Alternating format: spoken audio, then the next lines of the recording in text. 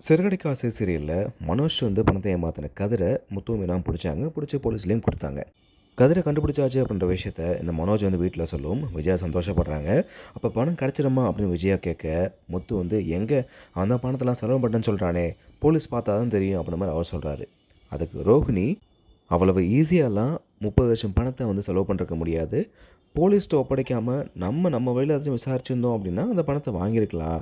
உங்கள யார் போலீஸ்ட்ட கொண்டு விட சொன்னது? அப்படின்ற மாரி முத்து மீனாவ தான் இந்த ரோகிணி குறை சொல்லிட்டு இருக்கு. இவங்க என்னதான் நல்லது பண்ணாலும், இந்த ரோகிணிக்கும், விஜயாவுக்கும் மீனாவ பொறுத்தவரைக்கும் ஒரு மாரி தான் பேசிட்டு இருக்காங்க. என்னதான் மீனா, முத்து நல்லது பண்ணாலும், இந்த 2 பேத்துக்கும் அவங்கள ஏத்துக்கிறதுக்கும், இல்ல சரி ஓகேன்னு சொல்றதுக்கும் மனசே வராது. அதுக்கப்புறமா வழக்கம் போல இது ஒரு பிரச்சனையா மாறுது. இது ஒரு பக்கம் இருக்க, இந்த பிஏ வந்து ரோகிணிக்கு ஃபோன் பண்ணி, "பணம் வேணும்" அப்படின்னு கேட்டு மிரட்டுறான். ஆனா, இப்ப என்கிட்ட பணம் இல்ல அப்படின்னு சொன்னாலும் அவன் விடுற மாரி தெரியல. ஸோ, ரோகிணி என்கிட்ட பணம் இல்ல அப்படின்னு சொல்லிட்டு ஃபோன வந்து கட் பண்ணிடுறாங்க. உடனே சிட்டிக்கு கால் பண்ணி இவன் ஃபோன் பண்ண விஷயத்த சொல்றாங்க. ஆக்சுவலா சிட்டியும், பிஏவும் கூட்டு களவாணி அப்படின்றது ரோஹிணிக்கு தெரியல. இந்த சிட்டி பார்த்தீங்கன்னா, இப்போ ரோஹிணிய பிளாக்மெயில் பண்றான். ஸோ, உனக்கு வந்து நான் அவன்ட்ட பிரச்சனைய காப்பாத்தி விடுறேன். ஆனா, எனக்கு தேவையான விஷயத்த நீ பண்ணு. ஸோ, முத்துவோட கார் சாவிய நீ இன்னைக்கு நைட்டு நான் வரேன். வந்த ஒரு 10 நிமிஷம் எனக்கு அந்த கார் சாவிய எடுத்து குடு. ஸோ, நான் திருப்பி குடுத்துடுறேன் அப்படின்ற மாரி சொல்றான்.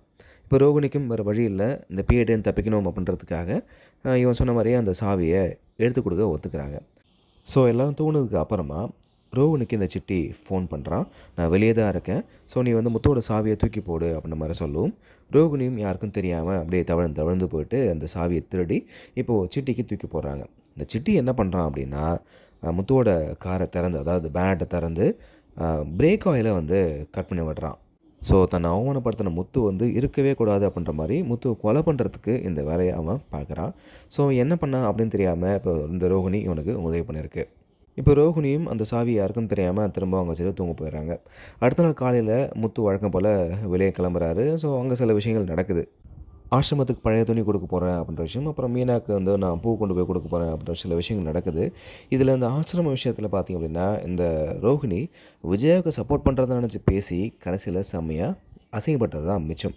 சரி இப்போ முத்து பார்த்தீங்கன்னா, ஒவ்வொரு வாட்டியும் வெளிய போகும்பொழுது ஏதோ ஒரு விஷயம் தடங்கலா வருது. ஃபர்ஸ்ட்டு போறாரு, அப்புறம் மீனா வந்து தனியா போறா அப்படின்னு சொல்ட்டாங்க.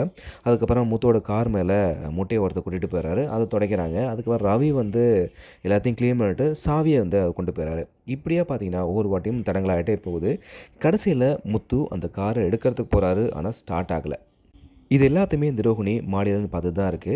என்னதான் கேவலமான புத்தியால ரோகிணி சில விஷயத்த பண்ணியிருந்தாலும், கண்டிப்பா மீனா பண்ண நல்ல காரியத்தால முத்து வந்து தப்பிக்க தான் போறாரு. ஏன்னா, கோவில்ல அந்த பாட்டி